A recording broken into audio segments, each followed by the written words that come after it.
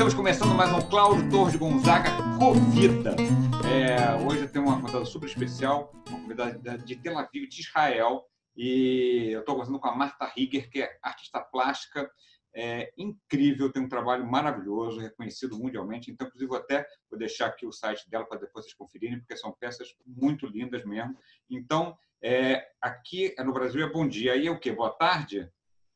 Boa tarde, são 3h30 da tarde aqui. Boa tarde, Marta. Tudo bem? Tudo ótimo. Muito feliz de poder conversar com o Brasil. Que ótimo. Me diz uma coisa, você mora em Israel há quanto tempo? Eu estou aqui desde 83, são 37 anos. Quer dizer, eu vim bem jovem, eu tenho 56, então eu vim bem jovem, sozinha. E você já era artista plástica quando você foi para aí no Brasil, ou você começou a tua vida aí de Eu estudei Belas Artes no Fundão um ano só, e depois eu vim para Israel, e os meus pais, que vêm da área de medicina, os dois, queriam muito que eu fosse médica. E numa negociação que eu fiz com eles, eu aceitei estudar uma outra coisa que não fosse arte, porque arte para eles não era trabalho. Uhum. E eu estudei assistência social, e eu trabalhei como assistente social 4 anos na prefeitura de Tel Aviv. E de forma estranha, uma coincidência, a arte chegou a mim. E eu virei artista plástica. Larguei a assistência social e eu encontrei uma cláusula pequenininha naquele contrato que eu assinei com os meus pais que dava para sair. Aí eu saí. Que bom para todos nós. Bom, então assim, na verdade esse programa é para falar de como as cidades, como no mundo reagiram à quarentena, como foi aí, né? Eu até dei uma olhada, os dados de Israel são assim, excelentes. São excelentes, né? Ainda mais do Brasil. Então, eu queria saber como é que você recebeu a quarentena e como a população, de uma forma geral, recebeu essa missão de ficar em casa. Olha, aqui teve uma histeria muito grande. Eu posso te dizer que meu marido estava na Itália, no norte da Itália, justamente quando Israel começou a dizer que não poderia viajar para o norte da Itália. Então, ele voltou para Israel e entrou diretamente para um isolamento dentro de casa. Claro que eu morri de medo, porque, embora a gente tenha uma suíte, ele possa ficar lá, sempre tem aquele contato e, no início, o desconhecido dá muito mais medo do que depois, quando você vai se acostumando com a ideia e vai conhecendo o que tem que ser feito.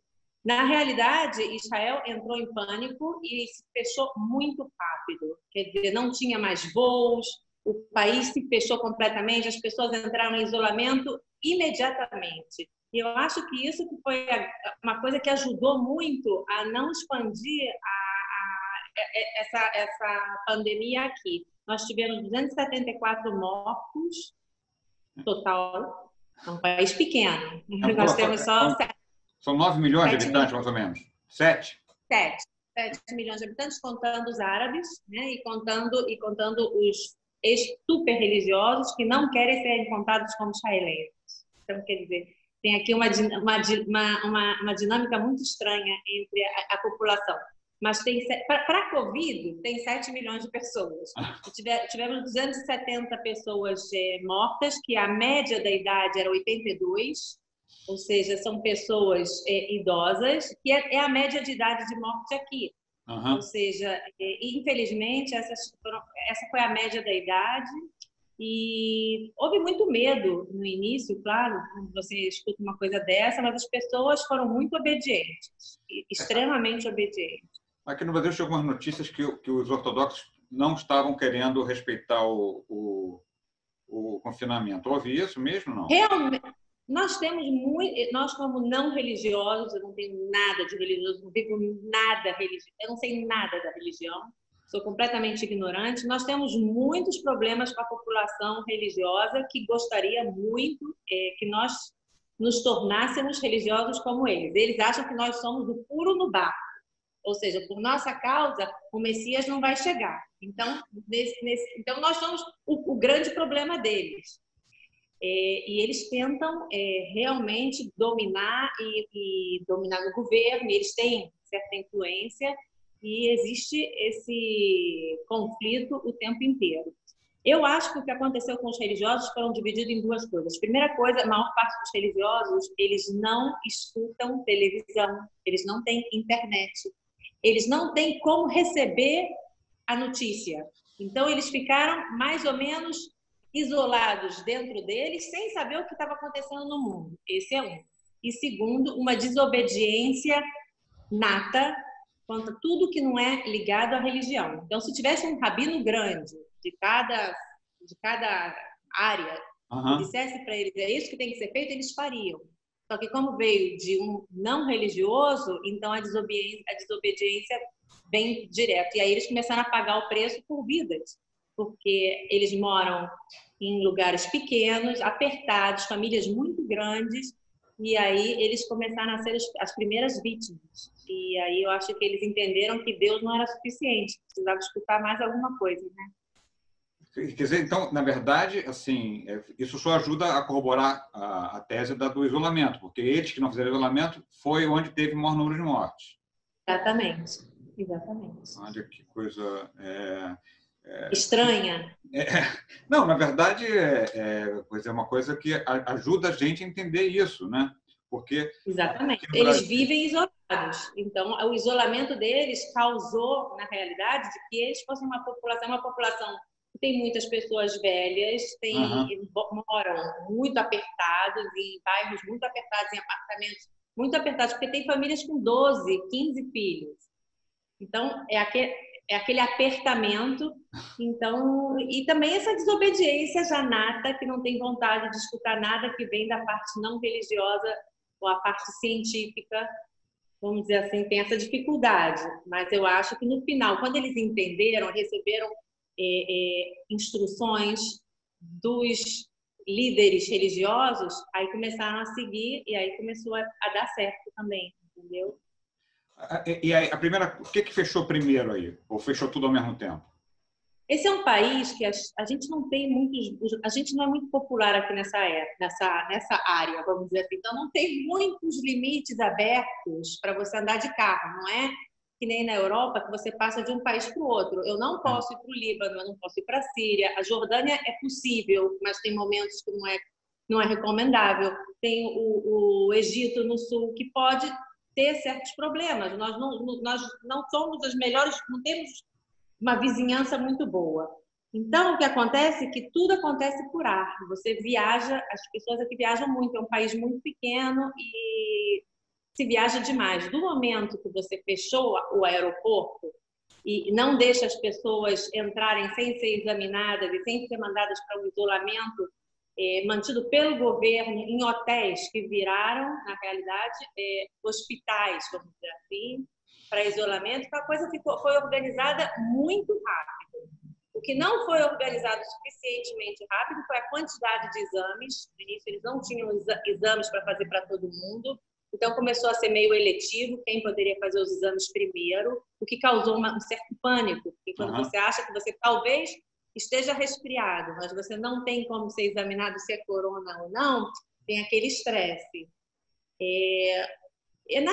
No início eu fiquei meio apavorada, mas com o tempo você vai aprendendo o que fazer. A minha maior preocupação foi com meu pai, que é idoso, tem 85 anos, não mora comigo, mas mora perto, e eu sou responsável por trazer, levar, toda aquela dinâmica em volta da vida dele.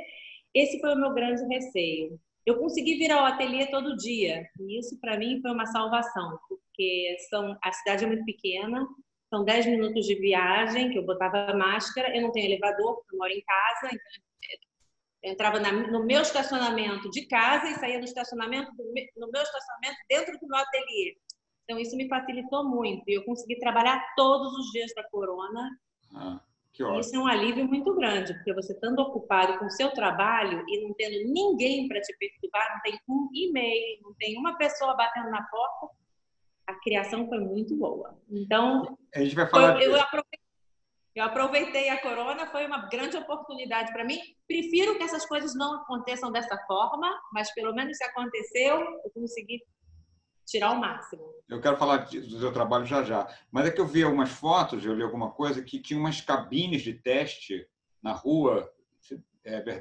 Sim, fizeram tinha aqui há muito tempo atrás, não sei se isso ainda existe no Brasil, drive-in, tipo um cinema na rua. Está voltando por conta do corona, estão se retomando os drive-ins e fazendo novos em estacionamentos de shopping. Pois é, então, os estacionamentos de shopping e os drive-ins que tem aqui se tornaram em hospitais ambulantes. Ou seja, se você ligava com um número por telefone, entrava em contato com alguém do Ministério da Saúde, dizia todos os sintomas que você está sentindo, se você veio de algum país há menos de 2 semanas, se você se encontrou com alguém que estava doente, eles te convidavam para você vir fazer o exame, né, nesse tipo de hospitais que foram montados todos assim, de umas barracas, todo mundo com aquele uniforme, não sei como se chama isso mais em português, aquela roupa toda de astronauta, e aí esperavam as pessoas e isso causou um certo alívio, porque do momento que você sabia para onde ir, para onde ligar, com quem falar, isso acalmou muito as pessoas.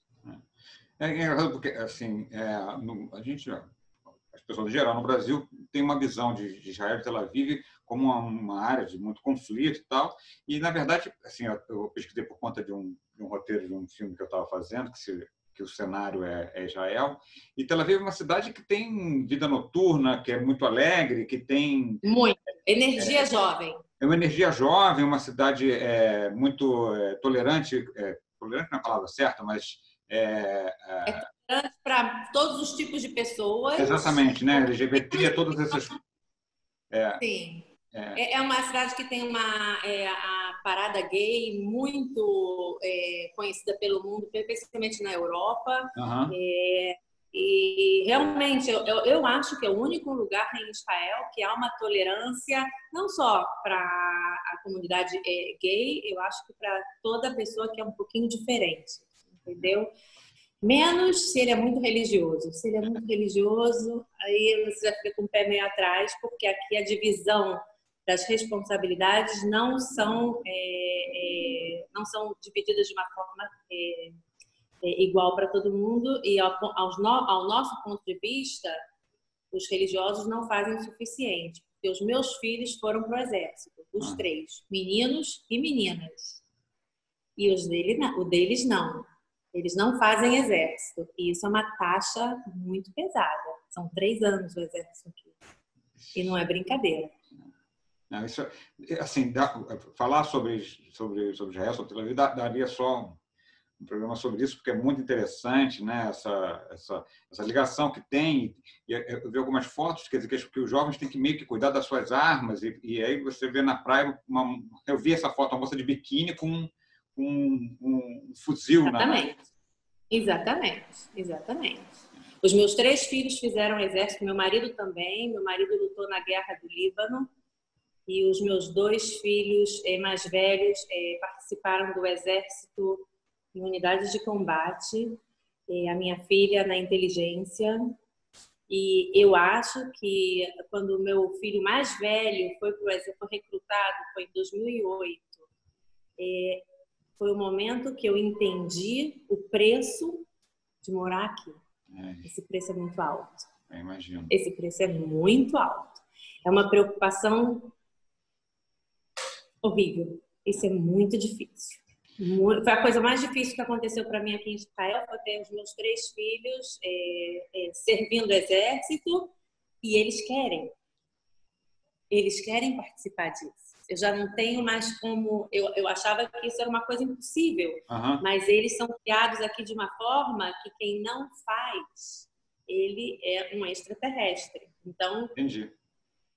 Você quer participar, entendeu? Então, quando eu acordei, eu já vi o meu filho pronto para ir para o exército. Deve ser bem difícil mesmo. Deixa eu perguntar uma outra coisa sobre...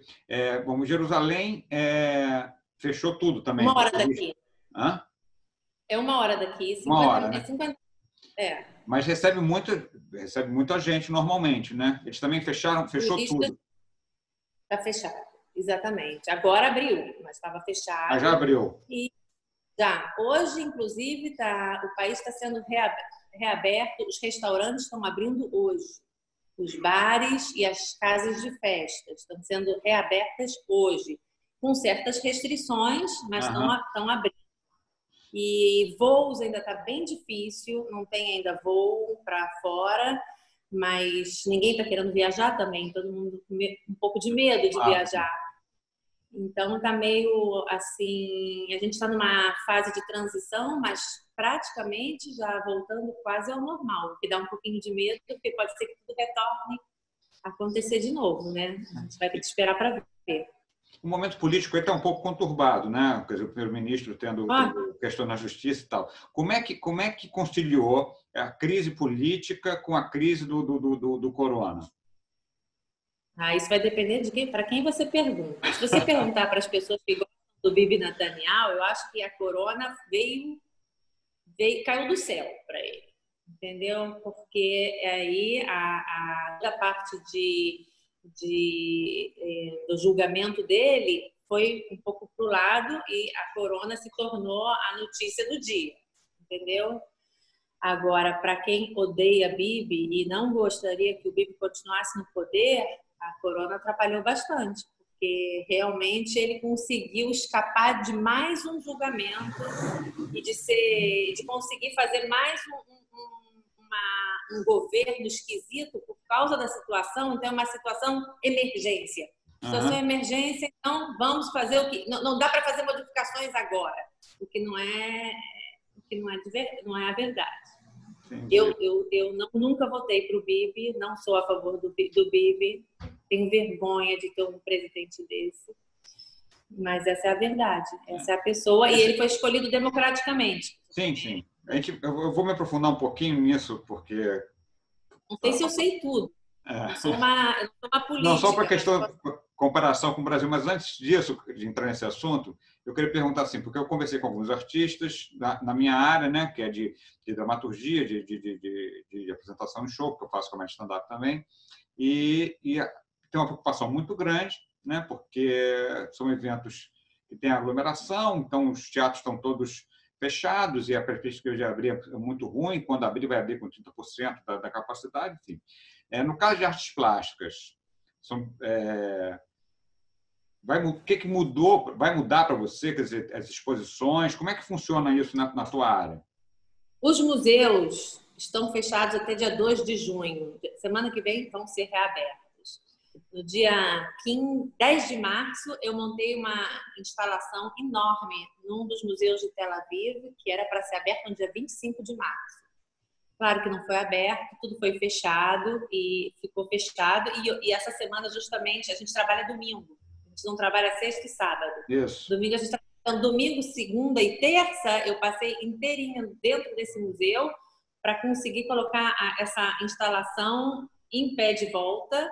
E vão abrir o museu dia 2 de junho para visitantes, mas não vai ter uma noite de gala, abertura da exposição, Entendi. que é uma bienal. A abertura foi adiada para o final da exposição. Então, vai ter um fechamento. Um fechamento, não vai ter a abertura. Esperamos que vai ter alguma cerimônia em novembro ou dezembro. Até lá, espero que dê para fazer. Mas o estranho é que não só eu senti essa necessidade de criar. Todos os artistas... O meu ateliê é numa região que só tem artista. Então, eu via muitas pessoas que se fecharam e se isolaram dentro do próprio ateliê. Não foram para casa, ficaram no ateliê o tempo inteiro. Olha. Preferiram se isolar no ateliê do que se isolar em casa. Então, primeira coisa, houve muita criação. E segunda coisa, houve muitas iniciativas de ver exposições online. E isso não é coisa só daqui de Israel. Claro.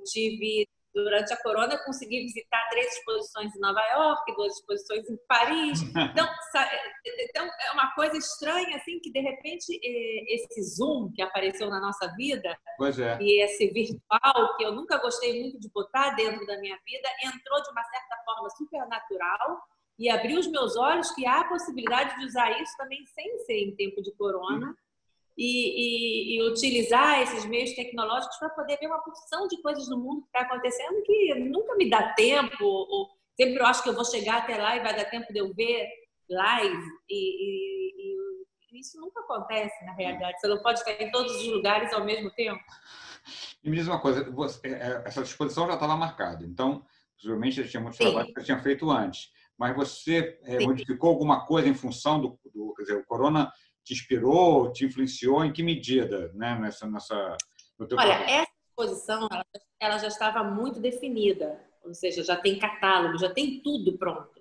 Ela ia abrir dia 25 de março, quer dizer, para essa exposição não houve mais a influência, mas eu tenho certeza que os próximos trabalhos vão ser muito inspirados nessa época de isolamento que eu passei aqui dentro do meu ateliê, embora eu voltei para casa todo dia de noite, mas eu passei horas sozinha no meu ateliê e tem uma coisa nesse isolamento que você se sente muito perto de você mesmo. Na realidade, você está só com você.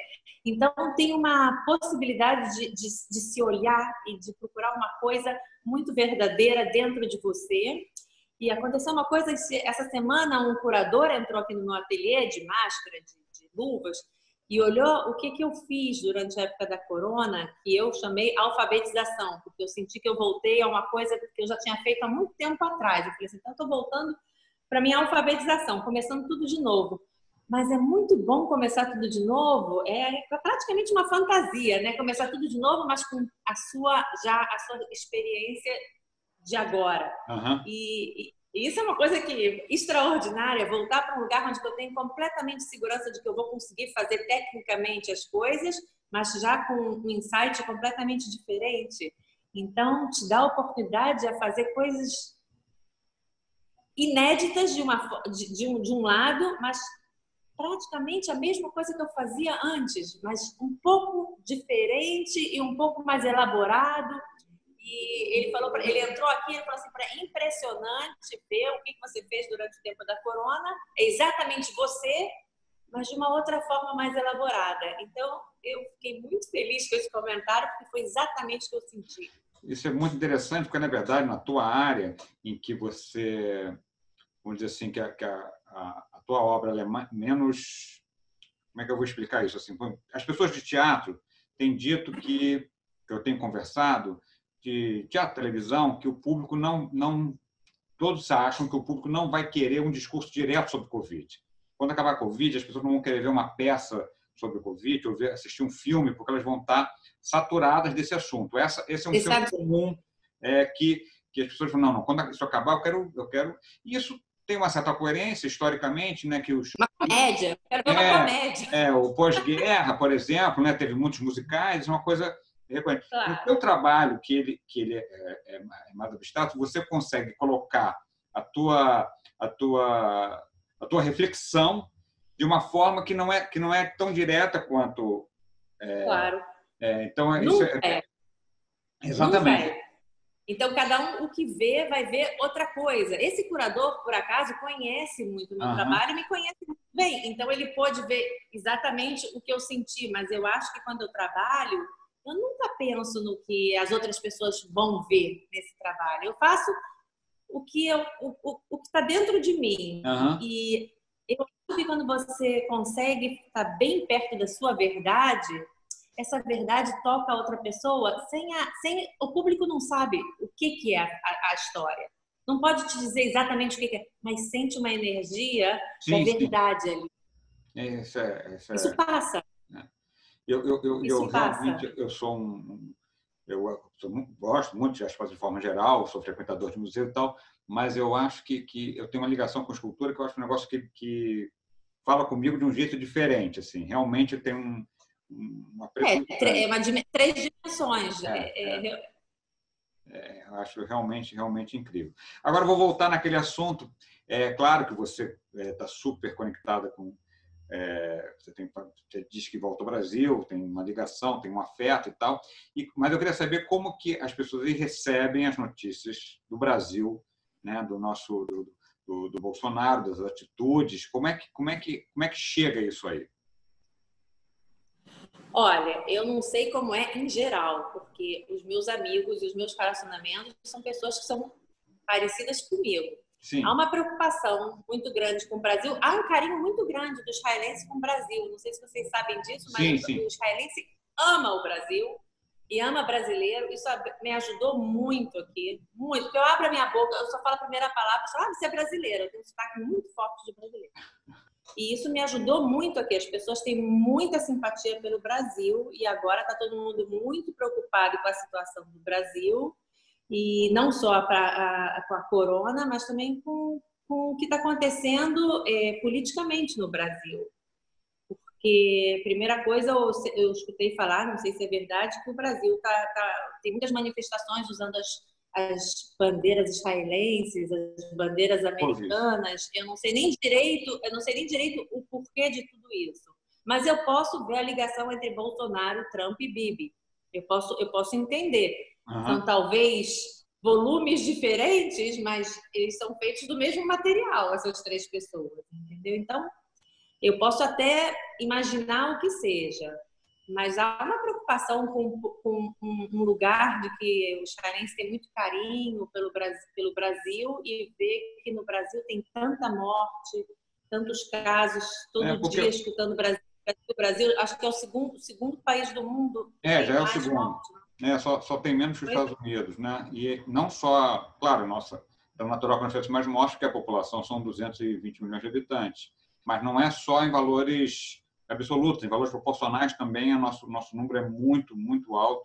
É o pior lugar da América do Sul, estava lendo hoje. E no início, muitas pessoas disseram que em lugares quentes... teve esse folclore, né? Eu ouvi isso. E aqui a gente estava no inverno, estava muito, muito frio. Foi um inverno muito frio aqui. Agora a gente está na primavera e está um calorão de verão. Então, quer dizer, está uma coisa... Então, todo mundo achando que por causa do calor a gente não vai ter mais a corona, mas a gente já sabe que no Brasil, Manaus não é um lugar frio. Não, Manaus é bastante quente. Eu perguntei sobre isso porque em outros lugares o Bolsonaro é recebido como alvo de todo tipo não é só de piada, de crítica, tido como uma pessoa ponto fora da curva, mesmo diante desses outros governantes que tem esse perfil mais à direita e tal, né? Mesmo nessa área, ele é um cara que é... Ele ganhou o primeiro lugar. Ganhou o primeiro lugar. Realmente, assim, é um negócio... embaraça muito a gente, muitos brasileiros, ter como nosso representante eleito democraticamente, né? Eu também sinto isso aqui. Exatamente isso. É uma tristeza muito grande, porque, enfim, hoje, né, não sei que dia que as pessoas estão vendo isso, mas hoje, no dia 27 de maio, a gente não tem ministro da Saúde.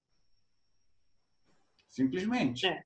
É um negócio... E é uma coisa que eu acho muito triste, assim, até porque, como você disse aí, em Israel, e aconteceu na Itália, e aconteceu em outros países em que os presidentes estavam no momento de popularidade baixa, com problemas, a Covid ajudou eles a aumentar a popularidade, né?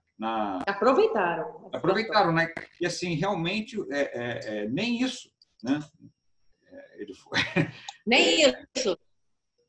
Nem isso. Água. Obrigado. Olha que bela água, hein? Não a água qualquer. Isso é uma água da boa. Olha só. Então, enfim, foi uma conversa ótima, super, super esclarecedora. Para a gente é muito interessante. Quer dizer, eu estou começando esse trabalho e trocando muita informação, e eu acho que a ideia é isso, ajudar as pessoas a entenderem melhor como aconteceu no mundo, os lugares que tiveram. Eu conversei com Madrid, por exemplo, teve muito caso, né, por erro. Conversei com pessoas de Londres, que também tem muito caso, e lugares como Portugal também, que foi um lugar que teve poucos casos, né? Então é interessante toda essa troca de informação. Aqui, onde eu li, o Paraguai teve 11 mortes. O Paraguai, aqui do lado. País pobre. Atrasado. Foram 280 casos e 11 mortes. Então, a gente aqui está nessa... E o prefeito do Rio liberou os cultos. As igrejas... Liberou o quê? Os cookies. As igrejas de uma forma geral. Né? Isso é estranho. Agora, eu acho que também tem uma coisa no Brasil, eu sinto, não sei se eu tenho razão, mas eu sinto que não há uma confiança, o público não confia até na informação. Sim, sim. Você recebe uma informação e você duvida se esse número é um número verdadeiro. E do momento que você não tem acesso à informação, o pânico é muito maior. E eu acredito que aqui em Israel, talvez a gente não saiba tudo exatamente, mas porque talvez não saibam mesmo. Mas não há um desvio de informação. Nós temos a informação verdadeira. E isso dá Verdade. Um alívio. Não, mesmo sendo difícil, você sabendo o que você está passando, é diferente de você imaginar o que é. Sim, aqui no Brasil se fala em 15 vezes um número divulgado. Pois é, mas cada um fala 7 vezes, cada um fala uma coisa. Né? Exatamente. A prefeitura bloqueou as informações dos mortos porque, enfim, quis. Então, você não tinha sequer esse acesso. Realmente, essa questão da informação, né, e era uma coisa que o ministro que caiu, o anterior, o Mandetta, ele fazia um boletim diário. Agora não sabemos nada. Nada. Não, aqui nesse sentido, nós nos sentimos muito bem protegidos. Eu não sou a favor desse governo, de jeito nenhum. Mas eu acho que nesse ponto, ligado a como lidar com um caso de crise, esse é um país que tem muitas crises. Em geral, não é crise de vírus, mas nós temos guerras, nós temos conflitos. Então, tudo que tem que ser resolvido de uma hora para outra, aqui, é muito bem resolvido. Eles já têm esse know-how. Inclusive, meu pai é médico e foi médico aqui em Israel durante uns anos. Ele falou: a melhor coisa que tem em Israel é a sala de emergência. Porque tudo que é emergência, eles sabem tratar. Tudo que tem que tratar a longo termo ou a toda a parte de estética, isso não. É vida ou morte e rapidamente. Então, eu acho que essa crise também foi tratada como um caso de guerra. Nós temos um inimigo e nós temos que lutar contra esse inimigo e tudo foi feito dessa forma, quase militar. Nossa, muito interessante. Márcia, te agradeço demais. O bate-papo foi ótimo. Tive muito prazer em te conhecer. Espero que te mantenha o contato, porque foi uma conversa muito agradável. E o Isaac para quem não sabe, a Marta é prima do ator Isaac Bernard, um ator incrível, um diretor maravilhoso, e meu amigo... Grande primo. O meu amigo há 40 anos. Então, eu agradeço a ele esse contato de conhecer a Marta, que é uma pessoa incrível, e muito obrigado mesmo pela tua participação. Muito obrigada, espero encontrar com você na próxima vez que eu vier ao Brasil, e, por favor, se sinta convidado a vir visitar Tel Aviv. Com certeza, com certeza, com certeza. Vale a pena. Isaac esteve lá em casa e adoramos, temos passeios assim muito legais juntos. Ótimo, ótimo. Muito obrigado. Então, vamos aguardar tempos melhores. Com certeza, com certeza. A gente já sabe, né? Se inscreve no canal, dá o like, aperta o sininho lá para ser notificado, porque tem muitas entrevistas legais e, por favor, divulguem, porque a informação é fundamental. Obrigado, Marta. Obrigada a você. Um bom dia para vocês aí no Brasil e 6-6. Vamos falar, se sinta seguro. Tome conta de vocês. Obrigado.